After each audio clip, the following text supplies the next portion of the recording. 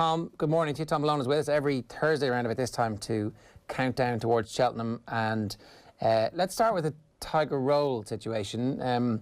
They've mapped out a plan, a course of action to get Tiger Roll to Aintree to defend the Grand National title. But there's a little bit of doubt about whether or not he's actually going to follow that course of action. Eddie O'Leary saying, no, not sure about this now. Yeah, thanks, Ger. I mean, it's become now the annual, PR onslaught by Jigginstown to try and, convince the UK handicapper that he's rated Tiger Roll too highly. Now, to be fair, at this stage, I think he has rated him too highly. Like, is Tiger Roll genuinely a 168 horse? Would Tiger Roll have been in contention coming to the last at the Dublin race at the Christmas Festival at Leopardstown? Because that's what his rating suggests, and he wouldn't be mapped. So I actually think they're right. The rating the British handicapper has for Tiger Roll is incorrect. And like, he was well beaten last year at Cheltenham. You have to bear in mind he has done very little on the track since. He's only won one race since he won the Grand National. And it's a kind of an annual PR campaign at this stage by Jigginstown to try and get that rating down a little bit in the hope that he will take part in the Aintree Grand National. But Eddie O'Leary suggested that the horse will actually be retired if he doesn't run well at Cheltenham. And to be fair, if you look out the window for the last month, it's been doing nothing but rain. That's the situation at Cheltenham as well, where they had no racing there last week because it was waterlogged. So, I mean, the chances of Tiger Roll getting any sort of good in the going description come the Wednesday of the festival for the cross country race seem quite slim at the moment. So I would suggest that the prospect of Tiger Roll being retired at Cheltenham is quite legitimate, to unfortunately. Okay, so there's a reasonable chance we don't actually get to see him try and add to the history he's already created. You mentioned Cheltenham and the absence of racing at Cheltenham and loads of other of the British tracks because of the weather is really playing havoc with our understanding of the contenders for the Gold Cup this year.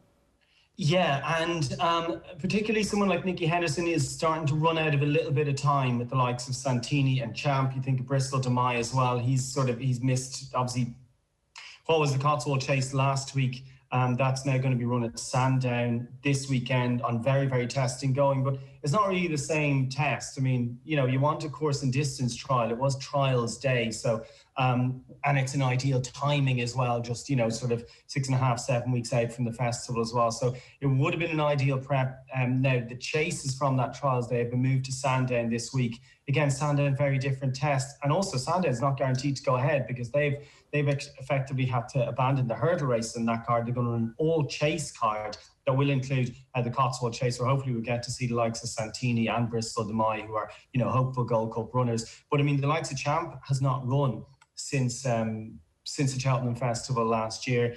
I think he's going to run the Denman Chase in 2 weeks' time. That's his target. But between COVID and the weather and the difficulty with travelling horses over and back to the UK and, all those sort of logistical issues, a couple of trainers do look like they could be running out of time, particularly for Gold Cup horse. You don't want to run a Gold Cup horse on very testing going sort of less than 5 weeks out from the race. You just want to give them all that recovery time. The plan is the Gold Cup. The plan is not the Cotswold Chase. That was the next question here. So, like, these horses it's about maintaining a level of fitness. So they'll get, you have your blowout, you go as hard as you possibly can now, and then you recover. It's not like a tune-up now and then you go full out again, is it? Or is it horse dependent? It's a little bit horse dependent, but I mean, once you get to the stage where these are Gold Cup horses, they're a bit older, they're a bit wiser, they tend to take a bit more training, and a lot of trainers will say we can only get them so fit at home, they have to have a race day. They're big, they're 8, 9, 10, 11 years of age, they take a lot of work, and they just get a bit wise as well. At home, they know the score, they just toss around and do the absolute minimum needs to be done because, they've been at these training facilities for 5, 6, 7 years at this stage. They absolutely know the score. So when they get to the age where they're contesting in Gold Cups, the horses are very, very intelligent animals. So that they know when they have to do nothing. So with the likes of, I think of what Paul Nicholls said about Frodon. He ran Frodon just before, about 3 or 4 weeks before the King George. And, the horse ran badly. Frodon came back in and after he won the King George, Paul Nicholls was adamant the horse was taking the mickey out of him, and that he said, I worked him like he's never worked before. He didn't know himself. So, that's the kind of thing you find out with horses as well. They have to go to the racetrack to see where you are fitness-wise, see where you are form-wise, but also just to kind of get them out of the routine and make sure you can, really tune them up as well. So it's a combination of the two. Yes, it's a prep run, but also you really need to take the horse on to the next level, particularly if you've got a big target in mind. What's the crack with Alboom Photo? Well, Alboom Photo, we spoke to Willie Mullins this week, actually, obviously ahead of the Dublin Racing Festival.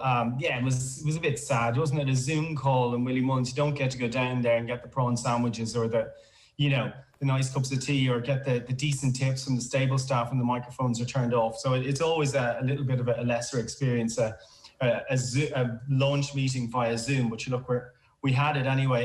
Willie Mullins said that Alboom Photo is going to have a strong piece of work this week. It'll probably be an away day. So again, with COVID, the restrictions are make life difficult for trainers. And normally they could have just maybe stuck Alboom Photo in the box with the other runners, and maybe they'd be allowed to have a race course gallop after racing somewhere. They can't do that now.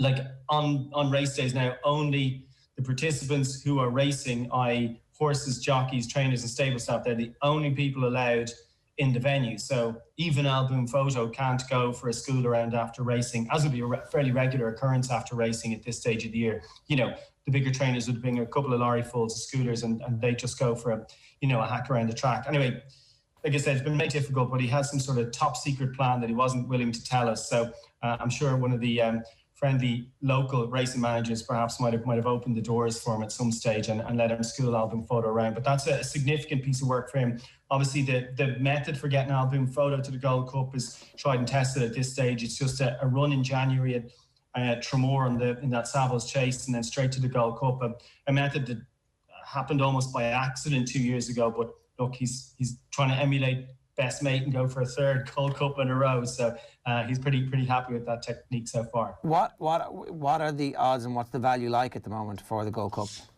Yeah, well, I know, Jerry, you do like to make sure I suggest something at a big price, but Alboom Photo at 4-1, there's nothing wrong with that price as far as I'm concerned. Obviously, this weekend at Leopardstown, we have the Dublin Chase, the Paddy Power Dublin Chase. So that'll be significant. It used to be called the Hennessy. We've got Manila Indo and Delta Work. Remember from our Christmas chase, Manila Indo and Delta Work, they were the top of the market. The two of them came down, and we ended up with Aplutar obviously getting the better of Kenboy and Mellon. Kenboy and Mellon are going again, and then as are Manila Indo and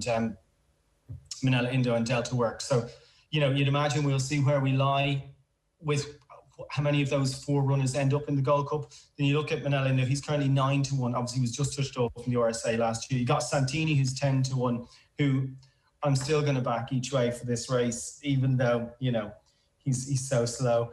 Bristol de Mai, I actually surprised Bristol de Mai is such a big price. He'll be running the Cotswold Chase this weekend. He's about 40-1. Then we've got Aplutar, of course, winner at Christmas. He's going straight there. He's 10-1. Champ is only 12-1, even though he has not run since that run in the RSA last year. They got the likes of Royal Pagaille. And then Delta Work is 25-1. So I'm kind of very think that 25-1 might shorten up for the Gold Cup between now and Sunday evening. But Alboom Photo, a very worthy favourite, and I don't think he's too short at 4-1 currently, but I don't think he'd get too much different on the day. I imagine he'd be kind of, if all systems go, he'll end up going up by maybe 5-2 shot or something on the day. So 4-1 now doesn't seem too bad. I'm still going to back Santini each way at 10-1, as it seems an annual ritual on these chats we have about the Gold Cup, Ger. And maybe the one that could be a little bit of value is perhaps Delta Work at 25-1. But again, I think you're banking on him having a big run, a big run this weekend at the Dublin Racing Festival. And so for anybody who's thinking about that, now is the time to make that bet if you think Delta Work is going to have a good run this weekend, because it'll be a much shorter price after that. Or will it be much shorter?